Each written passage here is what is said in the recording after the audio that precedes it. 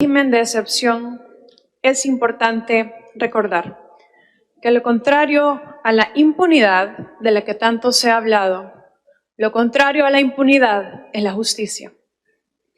Combatir la impunidad y hacer justicia implica investigar, procesar y sancionar a los perpetradores de violaciones de los derechos de la ciudadanía, sea que esas violaciones las cometa el Estado o las cometan grupos de crimen organizado como las pandillas. En El Salvador la impunidad ha sido campante, estructural, histórica. Así, por ejemplo, las graves violaciones a los derechos humanos durante el conflicto armado siguen esperando justicia. Como el caso del Mozote, 41 años esperando justicia, una de las masacres más graves de América Latina.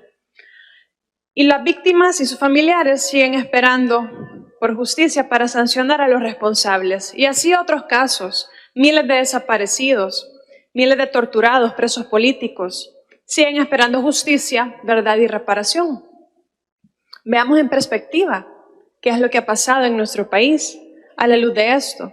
Y parte del acceso a la justicia es el derecho a la verdad, el cual implica, entre otras cosas, la obligación del Estado de garantizar cuál ha sido el destino de las víctimas, por ejemplo, de desaparición forzada, y la ubicación de sus restos, como las víctimas de la violencia de pandillas que durante décadas sufrió la población salvadoreña. Además de extorsiones, desplazamientos internos, migraciones, homicidios, feminicidios y, como ya lo mencioné, el crimen más grave, que es la desaparición forzada. Desaparecidos y desaparecidas cuyos restos yacen en fosas comunes durante décadas, los cuales aún no han sido identificados, las víctimas de la guerra y las víctimas de la violencia actual. Así podemos concluir que la impunidad del pasado ha permitido y ha facilitado la impunidad del presente. Por lo tanto, el régimen de excepción no es una política enfocada en hacer justicia, en atender a las víctimas, en permitirles conocer la verdad de lo acontecido con sus familiares, en darles atención psicológica, social, económica. Ustedes hablan de una política exitosa, pero el sistema de justicia no está siendo fortalecido con jueces más independientes. No se están investigando los homicidios ni las desapariciones, ya que básicamente los cargos de los capturados tienen que ver con asociaciones ilícitas. Al escuchar sus discursos, colegas, parece que su enfoque es más bien las cifras y no las víctimas de la violencia. Y con cada renovación del régimen de excepción, confirman que sin él no pueden contener la criminalidad.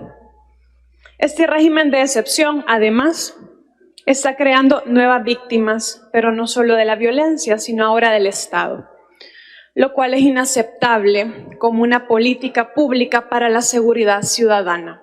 Las vidas de inocentes se han convertido, gracias a este régimen de excepción, en la moneda de cambio para los resultados de seguridad de los que ustedes hablan, y ustedes lo saben, y en algún momento de la historia, tarde o temprano, tendrán que dar cuentas de esas graves violaciones y de esas víctimas inocentes de esta política de terror y esta política de Estado. El oficialismo dice que no vamos a poner los derechos de los delincuentes por encima de los derechos humanos de la gente honrada. Pero déjenme decirle, colegas, que justamente es eso lo que el Ejecutivo está haciendo y que ustedes lo están permitiendo con sus votos. Están poniendo los derechos de los delincuentes por encima de la gente honrada. ¿Y cómo es eso? Dirá. Bueno, es que es precisamente por esta gente honrada por la que estamos abogando, no por los delincuentes. Como a ustedes les gusta mentir, afirman esto y tratan que repetición tras repetición esa mentira se convierta en una verdad.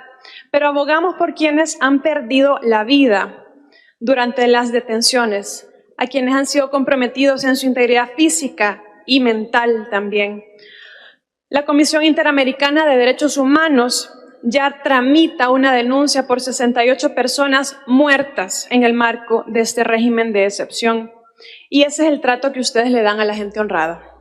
Incluso antes del régimen de excepción, como cuando se detuvieron a ciudadanos en el occidente del país por defender su agua, por denunciar una perforación no autorizada de pozos en su comunidad.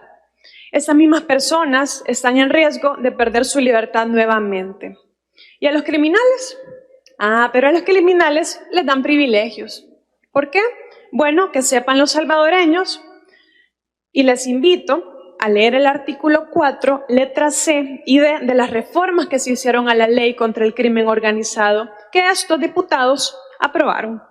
A través de procedimientos abreviados, a los criminales se les ofrece reducir la pena en 1/4 del mínimo o cumplirla en centros penales de seguridad media o mínima.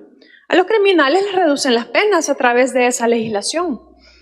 Mientras a la gente honrada no la dejan defenderse, no le dan acceso a jueces independientes, no les permiten acceder a las demandas de habeas corpus. Ustedes lo aprobaron y por eso digo que lo que aprobarán ahora y renovarán es un régimen hipócrita. Quedaron al descubierto. Ya vimos quién defiende criminales. Nosotros estaremos siempre al lado de las víctimas de injusticias. Gracias, presidente.